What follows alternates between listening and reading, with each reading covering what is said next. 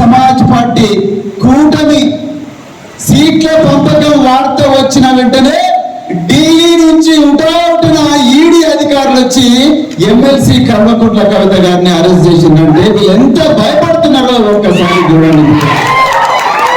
తిరిగి పెద్దలారా, మీ చేతిలో దేశాన్ని పెట్టినందుకు సిగ్గుపడుతున్నది ఈ దేశ ప్రజలందరూ కూడా. ఎవరెవరిని అరెస్ట్ చేస్తలేరు మీరు. తమిళనాడులో స్టాలిన్ 30 తిప్పలు పెడుతున్నారు, వాళ్ళ మినిస్టర్లు అరెస్ట్ చేసింది.